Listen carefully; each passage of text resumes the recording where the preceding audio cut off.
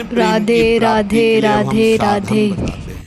बाबा कह रहे पहले अपने इष्ट देव की बाह्य मूर्ति सेवा विराजमान करनी चाहिए, या नाम सेवा विराजमान करनी चाहिए, और उस बाह्य सेवा को साक्षात समझ करके करना चाहिए।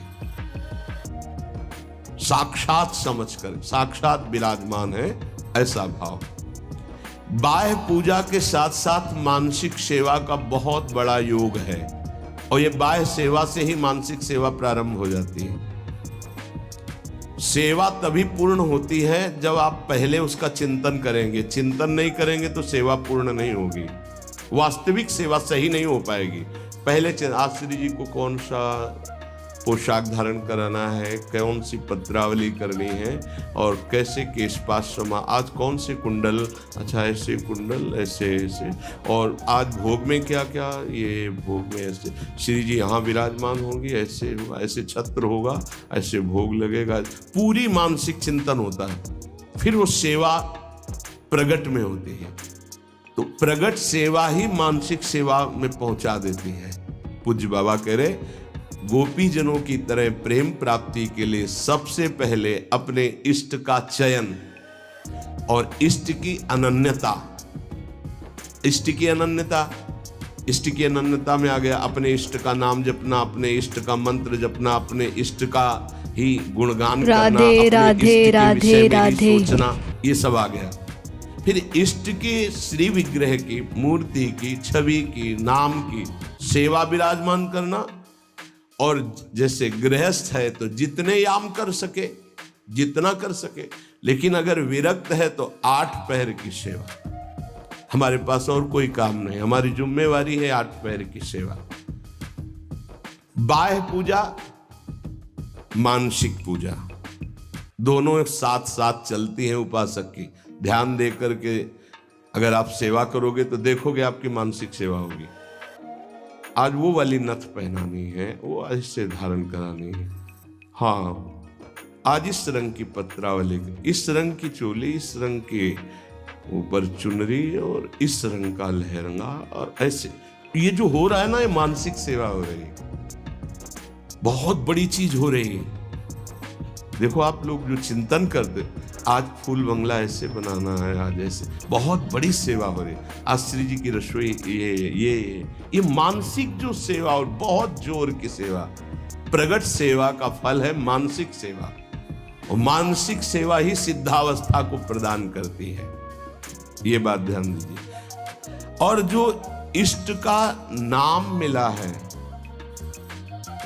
वो केवल जबान से ही नहीं, चिंतन के साथ होना चाहिए। प्रेम की बात कर रहे हैं, केवल हम जबान से रट रहे मंगल है, लेकिन यहां कह रहे गोपी प्रेम की बात, गोपी जैसा प्रेम, उसका चिंतन होना चाहिए। जैसे राधा राधा, तो हमारा चिंतन भी हो रहा है। बाह्य जप से बहुत समय लगेगा, जब बाह्य जप और आंतरिक चिंतन दोनों एक साथ होंगे, बहुत जल्दी वासनाओं का नाश होकर आनंद की उत्पत्ति होती है।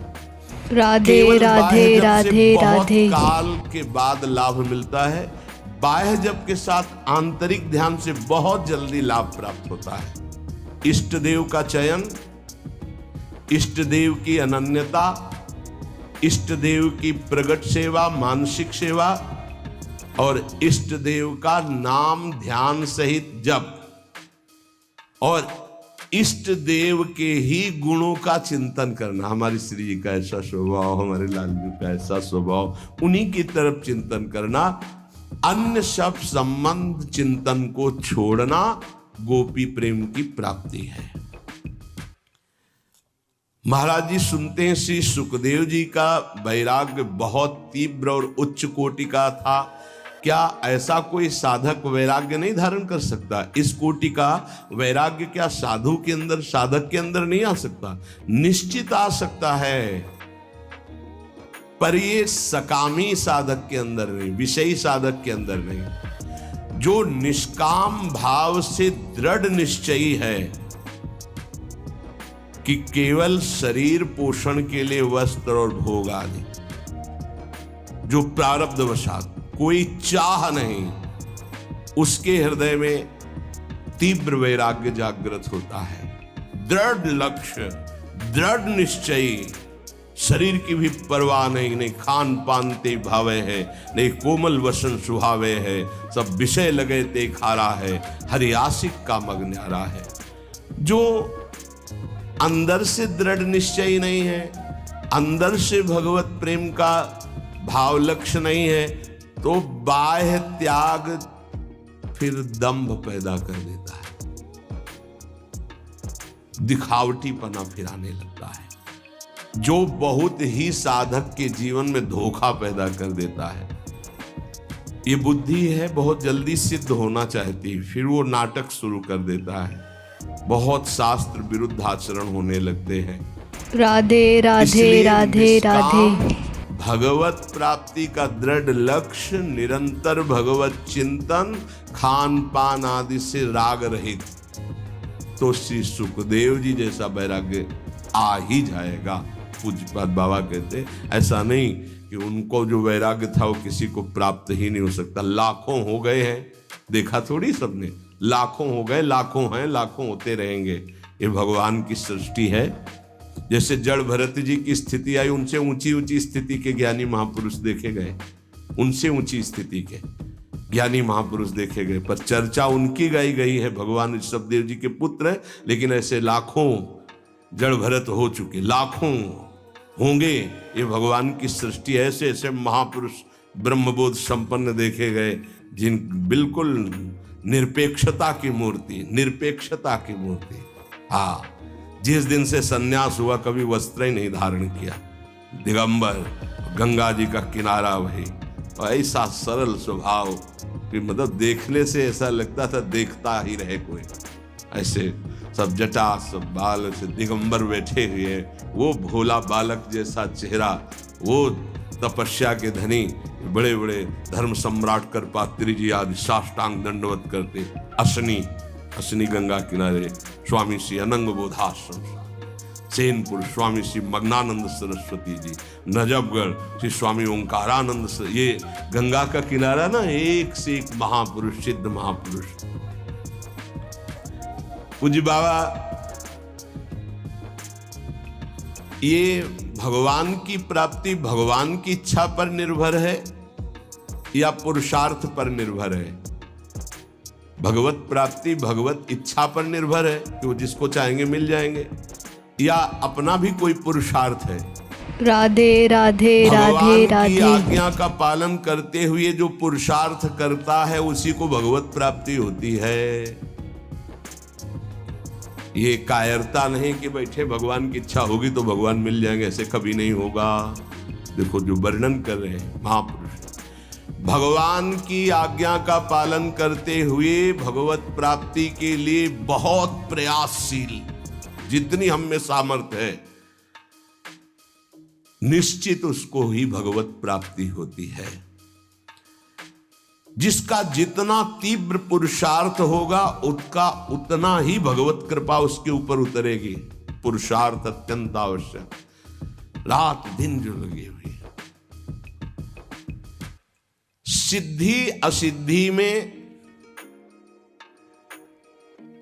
सम रहना है भगवान की इच्छा की बात, ये छोड़ दो भगवान पर। फल की सिद्धि असिद्धि में हमारा प्रयास पूरा रहेगा, उसी को भगवत प्राप्ति होगी। सिद्धि असिद्धि में सम रहो, लाभ मिला कि नहीं मिला, फायदा हुआ कि नहीं, इस पर सम रहो, इस पर ध्यान मत दो। तुम पुरुषार्थ करते रहो, प्रयास करते रहो, निश्चित तुम्हें भगवत प्राप्ति हो जाएगी, पक्का। देखो ये पूरे जीवन की यात्रा की बात है, 4 दिन में सुधरने वाले नहीं हैं। विश्वास हमारी बात पर करना, ये कोई छोटे मोटे शत्रु नहीं है, नहीं तो तुम्हारी साधना फिर ढीली हो जाएगी कि 2 साल हो गए, अभी तो हम काम विजयी नहीं हुए, क्रोध विजयी नहीं हुए, अभी हम लोभ विजयी नहीं हुए। राधे राधे राधे राधे। तुम भजन का पुरुषार्थ करो, जैसी स्थिति है वैसे शांत रहो, शांति से ये नष्ट हो जाएंगे। निरंतर भगवान के स्मरण में लगे रहो। भक्तों की ये मान्यता फल पर होती है कि भगवान जैसा चाहे, लेकिन पुरुषार्थ पर नहीं। हमें जो समय, जो दिनचर्या, जो भजन, उस पर हम कायर बन करके नहीं बैठेंगे अब जैसा भगवान, नहीं। उसके लिए हमें जो गुरुदेव ने आज्ञा करी, जो दिनचर्या, जो भजन, उस पर तत्पर रहेंगे। आप बहुत जोर देते हैं भजन पर, तो भजन किसे कहते हैं? अर्थात हम किसको माने कि भजन हो रहा है? अपने इष्ट का गाढ़ चिंतन होना भजन कहा जाता है। अंतःकरण शब्द बोला है, यहां से गाढ़ चिंतन होना, निरंतर भजन कहते हैं, जिसे भगवदाकार वृत्ति, उसे भजन कहते हैं। दूसरा भजन का अर्थ है सेव्य को सुख पहुंचाना, सेवा, भज धातु सेवायाम। उपासक दो ये बातें पकड़े रहता है, उसे भजनानंदी कहते हैं। अंतःकरण से अपने इष्ट का गाढ़ चिंतन, वो रूप का हो, नाम का हो, मंत्र का हो, और शरीर से प्रकट सेवा में प्रतिपल लगे रहना, ये दो वृत्ति जिसके अंदर है वो भजनानंदी है। सेवा में चाहे वो गृहस्थी की सेवा हो, व्यापार हो, नौकरी हो, किसानी हो, या विरक्ति की सेवा में जो भी सेवाएं हैं, शरीर से प्रतिपल सेव्य को सुख पहुंचाने के लिए सेवा, और हृदय से प्रतिपल आराध्य देव का स्मरण, इसी का नाम भजन है। और यही भजन परमानंद प्रदान करता है, यही भजन महापुरुष बना देता है, यही सेव्य के समान कर देता है। प्रभु सेव्य है, प्रभु के समान। राधे राधे राधे राधे। तो भजन क्यों करना चाहिए? अरे अपना कमाते हैं, खाते हैं, जी रहे हैं, क्यों भजन करें? भजन इसलिए करना चाहिए कि हम अवगुणी हैं जन्म जन्मांतर से, अवगुण छोड़ने के लिए। हमारे अंदर बड़ी नीच वासनाएं हैं, उन वासनाओं का नाश करने के लिए। हम बड़े हीन विचार वाले हैं, उन विचारों का नाश करने के लिए। हमें हर तरफ से दुख ने घेर रखा है, उस दुख का नाश करने के लिए, जन्म मरण से छूटने के लिए ये हमें भजन करना है। हम जिसका भजन करते हैं उसके सारे सद्गुण हमारे अंदर आ जाते हैं।